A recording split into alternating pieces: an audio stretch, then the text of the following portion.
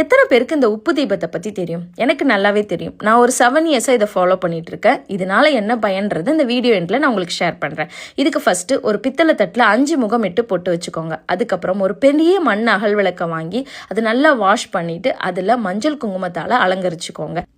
புதுசாக வாங்கின கல்லுப்பை வாங்கி அந்த அகல் விளக்கு ஃபுல்லாக நிரப்பிக்கோங்க. அது நடுப்புறமாக ஒரு சின்ன அகல் விளக்கில் மஞ்சள் குங்குமம் போட்டுட்டு அதில் மஞ்சள் கலந்த பச்சரிசி அச்சதையை அதில் போட்டுக்கோங்க. இன்னொரு சின்ன அகல் விளக்கு எடுத்து மஞ்சள் குங்குமம் போட்டுட்டு அதில் எண்ணெயும் திரியும் போட்டு வாசனை மலர்களால் இந்த உப்பு தீபத்தை அலங்கரித்து நீங்கள் தீபம் ஏற்றுங்க. தீபம் ஏற்றும் போது வர மகாலட்சுமியை நினச்சிக்கிட்டு இதை ஏற்றுங்க. ஏன்னா மகாலட்சுமி தாயாருக்கு ரொம்ப உகந்தமான ஒரு தீபம் தான் இது. வெள்ளிக்கிழமை அன்னைக்கு ஏற்றுறது ரொம்பவே சிறப்பு. அதுக்கப்புறம் இந்த உப்பை என்ன பண்ணணும் அப்படின்னா தண்ணியில் கரைச்சி கால்படாத இடத்துல ஊற்றிடுங்க. இதனால நம்மளுக்கு என்ன பயன் கிடைக்கும் அப்படின்னா நெகட்டிவ் தாட்ஸ்லாம் போயிட்டு பாசிட்டிவ் தாட்ஸ் கிடைக்கும். அதை விட சுத்தமான காற்று நம்மளுக்கு கிடைக்கும். நீங்களும் ட்ரை பண்ணி பாருங்கள்.